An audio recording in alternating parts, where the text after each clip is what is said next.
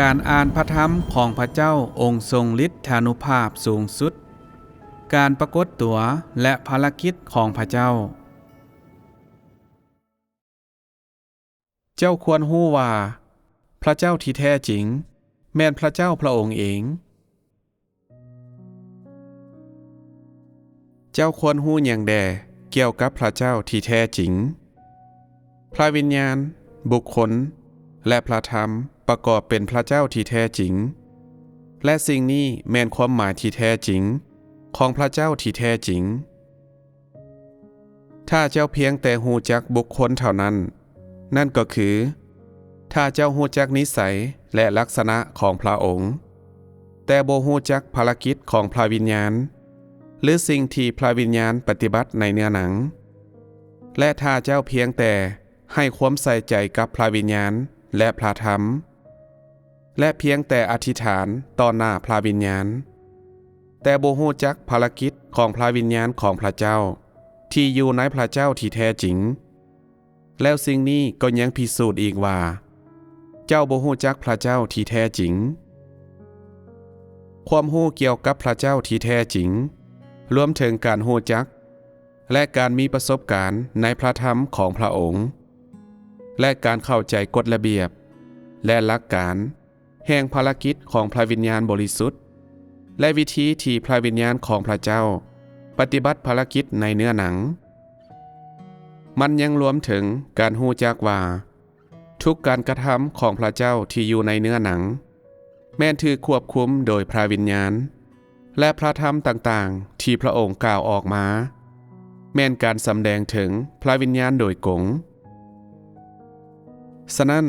เพื่อรู้จักพระเจ้าที่แท้จริงมันเป็นสิ่งสำคัญที่สุดที่ต้องรู้จักว่าพระเจ้าปฏิบัติภารกิจในความเป็นมนุษย์และในความเป็นพระเจ้าแนวใดด้วยเหตุนั้นสิ่งนี้จึงเกี่ยวข้องกับการสำแดงถึงพระวิญญาณซึ่งทุกคนมีส่วนร่วมนำแม่นหยังคือลักษณะของการสำแดงถึงพระวิญญาณบางครั้งพระเจ้าปฏิบัติภารกิจในความเป็นมนุษย์และบางครั้งก็ปฏิบัติในความเป็นพระเจ้าแต่ในทั้งสองกรณีแม่นควบคุมโดยพระวิญญาณวิญญาณหยังก็ตามที่อยู่ภายในผู้คนแม่นการสำแดงออกภายนอกของพวกเขาพระวิญญาณปฏิบัติภารกิจเป็นปกติแต่มีสองส่วนที่เกี่ยวกับการควบคุมของพระวิญญาณ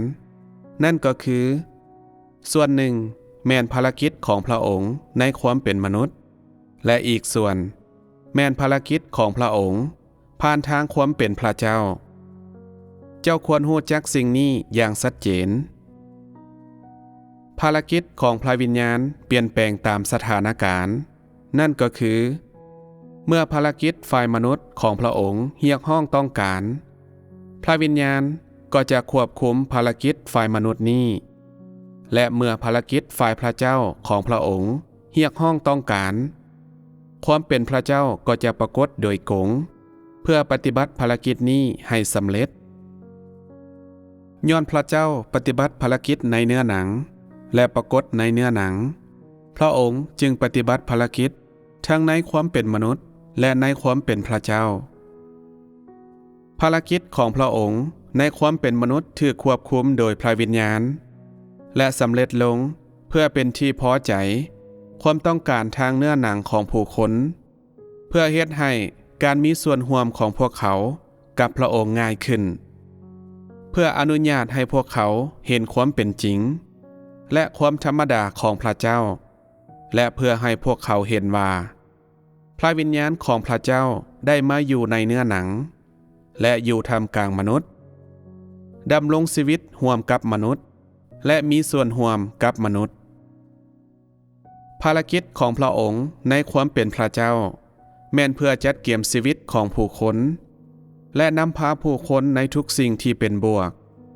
โดยเปลี่ยนแปลงอุปนิสัยของผู้คนและเฮ็ดให้พวกเขาเห็นถึงการปรากฏตัวของพระวิญญาณในเนื้อหนังอย่างแท้จริงโดยรวมแล้ว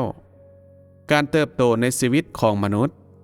แม่นถูกบรรลุโดยกงผ่านภารกิจของพระเจ้าและพระธรรมในความเป็นพระเจ้าถ้าผู้คนยอมรับภารกิจของพระเจ้าในความเป็นพระเจ้าเท่านั้นพวกเขาจึงสามารถบรรลุการเปลี่ยนแปลง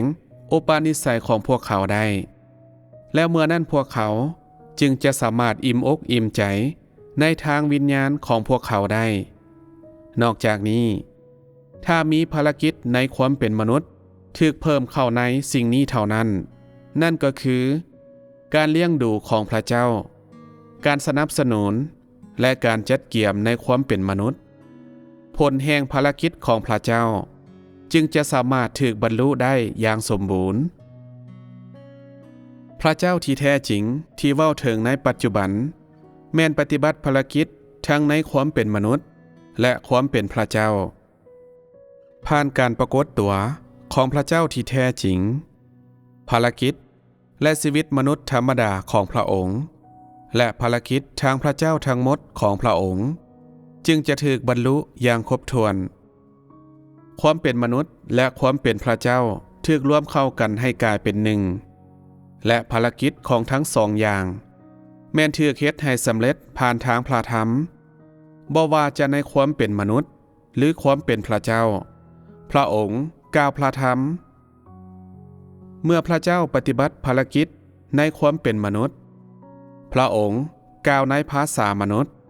เพื่อผู้คนจะมีส่วนร่วมและเข้าใจพระธรรมของพระองค์ถูกกล่าวออกอย่างแจ่มแจ้งและเข้าใจง่ายจนถึงขั้นที่พระธรรมเหล่านั้นสามารถจัดเกี่ยมให้กับทุกคนได้บ่ว่าผู้คนจะประกอบด้วยความรู้หรือมีการศึกษาตามหรือบ่พวกเขาก็สามารถรับเอาพระธรรมของพระเจ้าทั้งหมดได้ภารกิจของพระเจ้าในความเป็นพระเจ้าแม้นถูกปฏิบัติผ่านทางพระธรรมแต่มันเต็มไปด้วยการจัดเกี่ยมเต็มไปด้วยชีวิตบ่มีมนทินจากความคิดของมนุษย์บ่เกี่ยวพันถึงความนิยมของมนุษย์และปราศจากข้อจำกัดของมนุษย์อยู่นอกข้อผูกมัดของความเป็นมนุษย์ที่ธรรมดามันถูกปฏิบัติในเนื้อหนังแต่เป็นการสำแดงถึงพระวิญญาณโดยกงถ้าผู้คนเพียงแต่ยอมรับภารกิจของพระเจ้าในความเป็นมนุษย์แล้วพวกเขาก็จะจำกัดตนเองให้อยู่แต่ในขอบเขตใดหนึ่งแล้วจะต้องการลี้หานและวินัยเพื่อเฮ็ดให้เกิดมีการเปลี่ยนแปลงเล็กน้อยในตัวพวกเขาตลอดไปถึงอย่างใดก็ตามหากปราศจากภารกิจหรือการสถิตอยู่ของพระวิญญาณบริสุทธิ์พวกเขาก็จะหันไปเพิ่งความสวยเหลือจากวิธีเดิมๆของพวกเขามีแต่ผ่านทางภารกิจแห่งความเป็นพระเจ้าเท่านั้นข้อบกพร่องและความขาดเขินเหล่านี้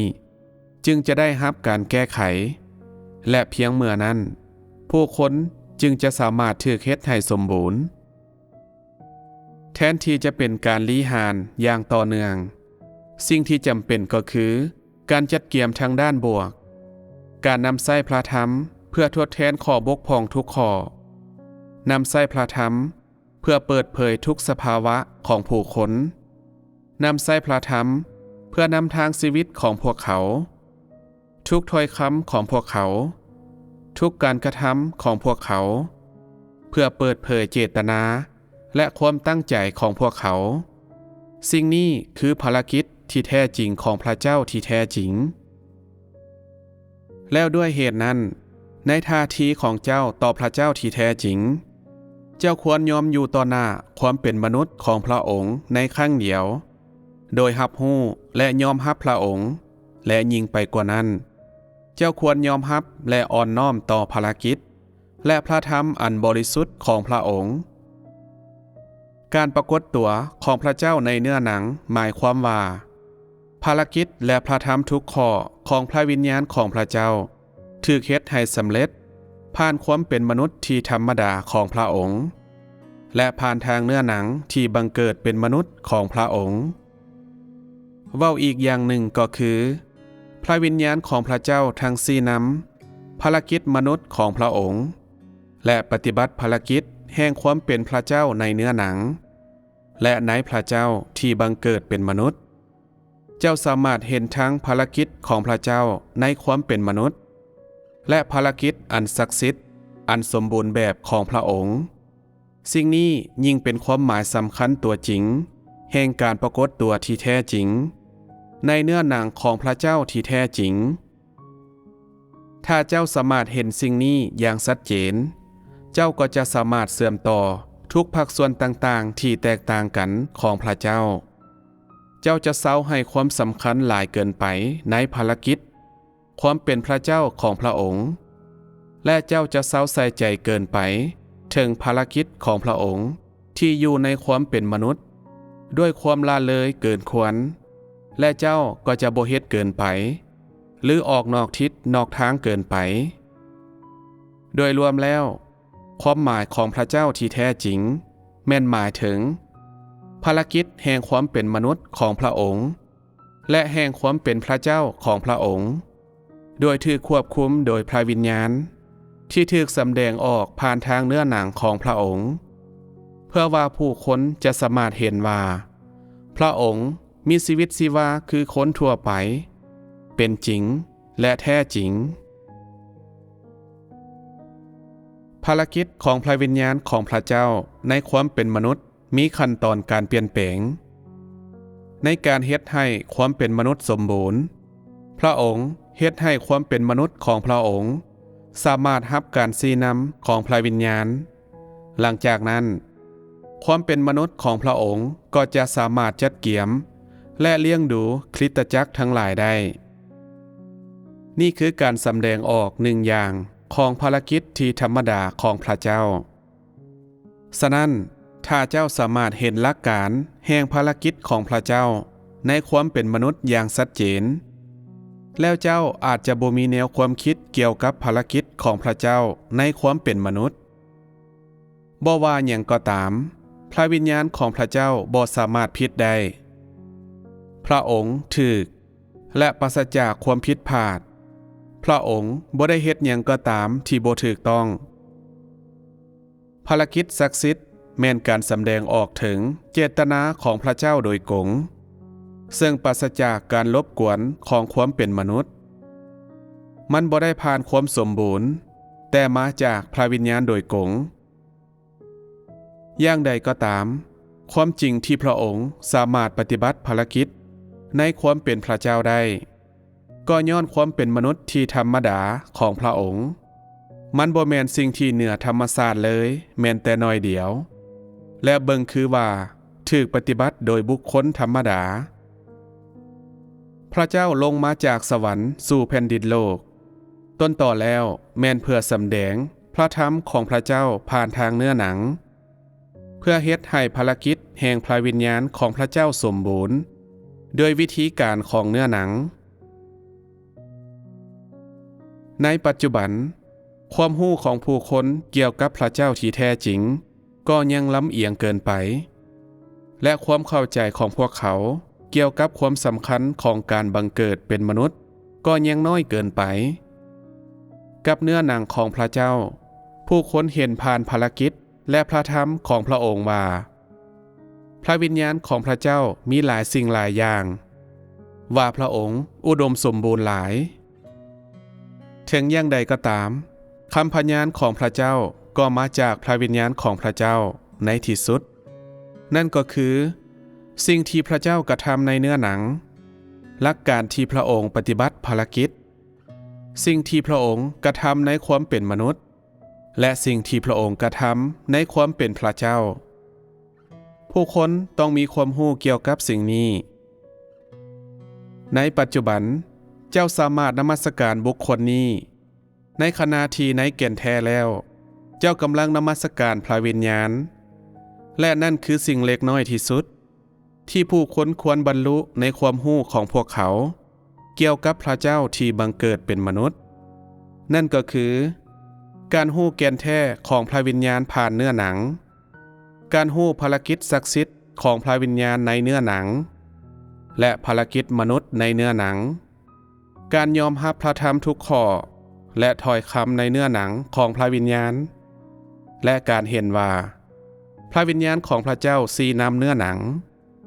และสำแดงฤทธิ์อำนาจของพระองค์ในเนื้อหนังแนวใดนี่หมายความว่ามนุษย์ได้ฮู้จักพระวิญญาณในสวรรค์ผ่านทางเนื้อหนังการปรากฏตัวของพระเจ้าที่แท้จริงท่ามกลางมนุษย์ได้กำจัดพระเจ้าเลื่อนลอยที่อยู่ในแนวคิดของผู้คนการนมัสการพระเจ้าที่แท้จริงของผู้คนได้เพิ่มความอ่อนน้อมของพวกเขาที่มีต่อพระเจ้าและผ่านภารกิจศักดิ์สิทธิ์ของพระวิญญาณของพระเจ้าที่อยู่ในเนื้อหนังและภารกิจมนุษย์ของพระองค์ที่อยู่ในเนื้อหนังมนุษย์จึงสามารถรับการเปิดเผยและได้รับการดูแลและมีการบรรลุการเปลี่ยนแปลงในชีวิตอุปนิสัยของมนุษย์นี่เป็นความหมายที่แท้จริงของการมาของพระวิญญาณในเนื้อหนังและจุดประสงค์ต้นต่อก็แม่นเพื่อให้ผู้คนได้มีส่วนร่วมกับพระเจ้าเพิ่งพาพระเจ้าและได้รับความรู้เกี่ยวกับพระเจ้าโดยรวมแล้ว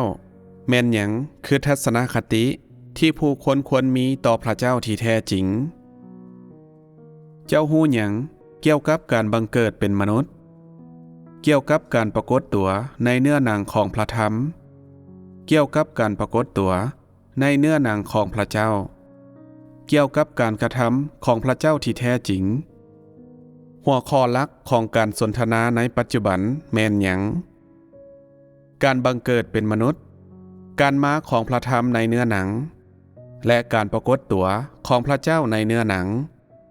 ล้วนเป็นประเด็นที่ต้องได้รับการเข้าใจพวกเจ้าต้องได้เข้าใจปัญหาเหล่านี้เทื่อละหน่อยและต้องมีความรู้ที่ชัดเจนเกี่ยวกับพวกมันในประสบการณ์ชีวิตของพวกเจ้าโดยอิงตามวุฒิภาวะของพวกเจ้าและอิงตามยุคสมัยขบวนการที่ผู้คนมีประสบการณ์กับพระธรรมของพระเจ้าก็คือกับขบวนการที่พวกเขาฮู้จักการปรากฏตัวของพระธรรมของพระเจ้าในเนื้อหนังยิ่งผู้คนมีประสบการณ์กับพระธรรมของพระเจ้าหลายส่ำใดพวกเขาก็ยิ่งฮู้จักพระวิญญาณของพระเจ้าหลายส่ำนั้นผ่านการสัมผัสพระธรรมของพระเจ้าผู้คนสามารถเข้าใจถึงหลักการแห่งภารกิจของพระวิญญาณและเรียนรู้พระเจ้าที่แท้จริงในความจริงแล้วเมื่อพระเจ้าเฮ็ดให้ผู้คนสมบูรณ์และรับเอาพวกเขาพระองค์กำลังปล่อยให้พวกเขาฮู้จักถึงการกระทำของพระเจ้าที่แท้จริงพระองค์กำลังใช้ภารกิจของพระเจ้าที่แท้จริงเพื่อแสดงให้ผู้คนเห็นถึงความหมายสำคัญที่แท้จริงของการบังเกิดเป็นมนุษย์และเพื่อแสดงให้พวกเขาเห็นว่าพระวิญญาณของพระเจ้าได้ปรากฏตัวต่อหน้ามนุษย์อย่างแท้จริงเมื่อผู้คนถูกรับเอาและถูกพระเจ้าเฮ็ดให้สมบูรณ์การสำแดงออกของพระเจ้าที่แท้จริงได้เอาชนะพวกเขาพระธรรมของพระเจ้าที่แท้จริงได้เปลี่ยนแปลงพวกเขาและเฮ็ดให้ชีวิตของพระองค์อยู่ในพวกเขาเติมเต็มพวกเขาด้วยสิ่งที่พระองค์เป็นเติมเต็มพวกเขาด้วยแก่นแท้แห่งพระธรรมของพระองค์และเฮ็ดให้ผู้คนดำรงชีวิตตามพระธรรมของพระองค์เมื่อพระเจ้าได้รับเอาผู้คนพระองค์ปฏิบัติแบบนั้นต้นต่อแม่นใช้พระธรรมและถ้อยคำของพระเจ้าที่แท้จริงเพื่อลี้หานกับข้อบกพร่องของผู้คนและเพื่อพิพากษาและเปิดเผยนิสัยที่กบฏของพวกเขาเฮ็ดให้พวกเขาได้รับในสิ่งที่พวกเขาต้องการและแสดงให้พวกเขาเห็นว่าพระเจ้าได้มาท่ามกลางมนุษย์สิ่งที่สำคัญที่สุดภารกิจที่กระทำโดยพระเจ้าที่แท้จริงแม่นการช่วยทุกคนให้ออกจากอิทธิพลของซาตานนำพวกเขาออกจากดินแดนแห่งความสกปรกและกำจัดนิสัยที่เสื่อมทรามของพวกเขาความสำคัญที่เลิกซึ้งที่สุดในการถูกรับเอาโดยพระเจ้าที่แท้จริงแม่นการสามารถดำรงชีวิตในความเป็นมนุษย์ธรรมดาร่วมกับพระเจ้าที่แท้จริงให้เป็นตัวอย่างและเป็นแบบอย่าง สามารถปฏิบัติตามพระธรรมและเงื่อนไขที่จำเป็นของพระเจ้าที่แท้จริงโดยปราศจากการบิดเบือนหรือการเฮ็ดผิดแม้แต่น้อยเดียวปฏิบัติตามทุกอย่างวิธีที่พระองค์กล่าวไว้และสามารถบรรลุสิ่งใดก็ตามที่พระองค์เรียกร้องด้วยวิธีนี้เจ้าจะถูกรับเอาโดยพระเจ้าเมื่อเจ้าถูกรับเอาโดยพระเจ้าเจ้าบ่เพียงแต่จะมีภารกิจของพระวิญญาณบริสุทธิ์เท่านั้นแต่หลักๆแล้วเจ้าจะสามารถดำรงชีวิตตามเงื่อนไขที่จำเป็นของพระเจ้าที่แท้จริงได้การที่เพียงแต่มีภารกิจของพระวิญญาณบริสุทธิ์บ่ได้หมายความว่าเจ้ามีชีวิตตามเงื่อนไขของพระองค์ประเด็นสำคัญก็คือเจ้าจะสามารถปฏิบัติตามเงื่อนไขจำเป็นของพระเจ้าที่แท้จริง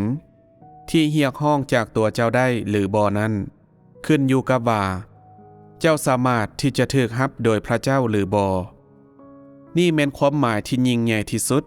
ของภารกิจในเนื้อหนังของพระเจ้าที่แท้จริงนี่หมายความว่าพระเจ้าได้รับเอากลุ่มคนโดยการปรากฏตัวในเนื้อหนังอย่างแท้จริงและมีชีวิตชีวาคือกับคนทั่วไปผู้คนเห็นได้ปฏิบัติภารกิจของพระวิญญาณในเนื้อหนังอย่างแท้จริงและการปฏิบัติตัวเป็นตัวอย่างให้กับผู้คนที่อยู่ในเนื้อหนังการมาของพระเจ้าในเนื้อหนังต้นต่อแล้ว